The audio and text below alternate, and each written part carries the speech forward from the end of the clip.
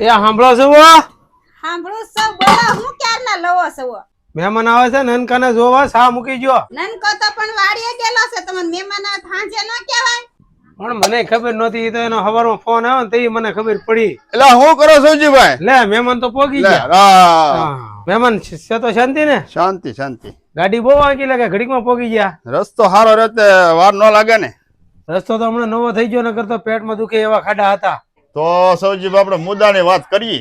પેલા ચા પાણી તો પી લ્યો પછી વાત કરીએ ચા બની ગઈ એ હા બની ગઈ છે લઈ જાવ જા તો બેટા લઈ આવજો સૌજીભાઈ મુરજ ક્યાં છે ભાઈ? એ તો વાડીએ ગયો છે લ્યો એને ફોન કરીને બોલાવું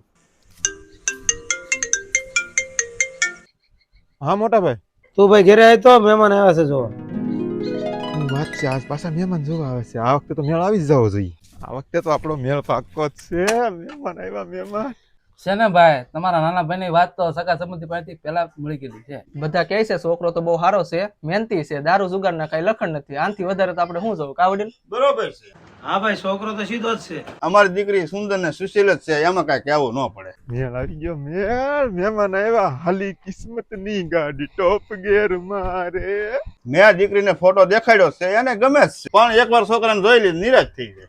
હા નાનકો આવી ગયો મહેમાન તો બેઠા છે મને જોવા આવ્યા છે ભેંને જોવા આવ્યા છે પૂછી લો નકર આબરૂ ના કાકરા થાય હું છે મહેમાન હારું મને જોવા આવ્યા કે ભેંને એલા ભાઈ આ છોકરો આમ કેમ બોલે છે? આ તો હવે મગજમેટ લાગે, ગાંડા જેવો લાગે. આપણે નથી કરવું ભાઈ, હાલો હાલો હાલો.